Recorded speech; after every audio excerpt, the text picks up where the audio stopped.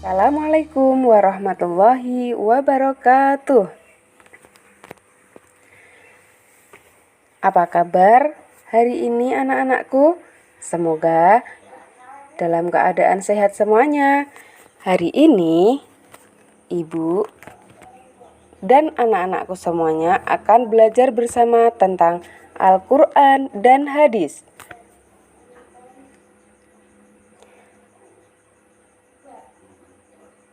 Sebelum dimulai, Ustazah Syifa akan menanyakan kepada kalian semuanya, apa nama kitab kalian? Baik, semuanya betul semua.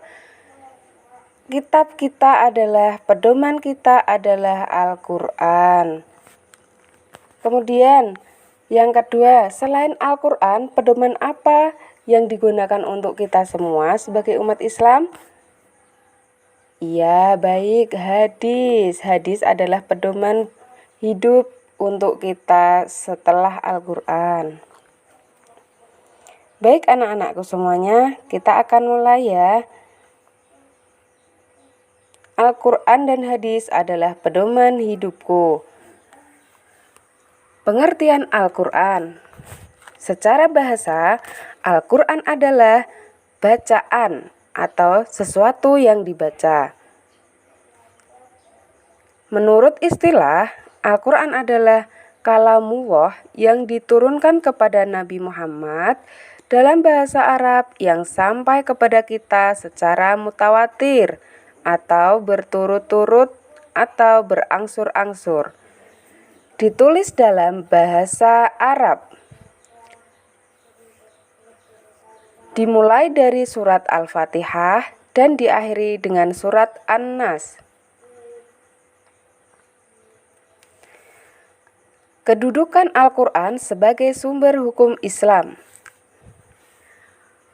Al-Quran sebagai sumber hukum Islam yang mempunyai kedudukan yang sangat tinggi, yaitu sumber utama dan pertama, sehingga semua persoalan harus merujuk dan berpedoman kepada Al-Quran.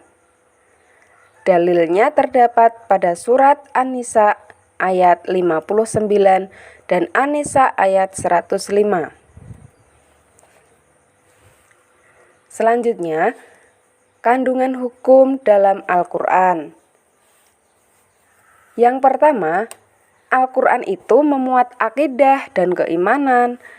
Yang kedua, Al-Quran memuat syariah atau ibadah. Yang ibadah meliputi hukum ibadah dan hukum muamalah.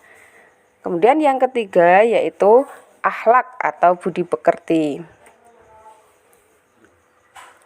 Pengertian hadis atau sunnah. Menurut bahasa, hadis adalah perkataan atau ucapan. Sedangkan menurut istilah, hadis adalah segala perkataan, perbuatan, dan ketetapan atau takrir yang dilakukan oleh Nabi Muhammad SAW. Kedudukan hadis atau sumber hukum Islam yaitu hadis atau sunnah sebagai sumber hukum Islam mempunyai kedudukan yang berada pada satu tingkat di bawah Al-Quran, yaitu sumber hukum Islam kedua setelah Al-Quran. Dalilnya yaitu dalil Al-Quran terdapat pada Quran surat Al-Hasyr ayat 7. Kemudian, fungsi hadis terhadap Al-Quran. Di bawah ini adalah beberapa fungsi hadis terhadap Al-Quran. Yang pertama, menjelaskan ayat-ayat Al-Quran yang masih bersifat umum. Kemudian yang kedua, memperkuat pernyataan yang ada dalam Al-Quran. Yang ketiga, menerangkan maksud dan tujuan yang ada di dalam Al-Quran. Yang keempat, menetapkan hukum baru yang tidak terdapat dalam Al-Quran. Nah, sekarang kita akan mengenal macam-macam hadis. Yang pertama, ada hadis mutawatir. Yang kedua, ada hadis masyhur. Yang ketiga, ada hadis ahad.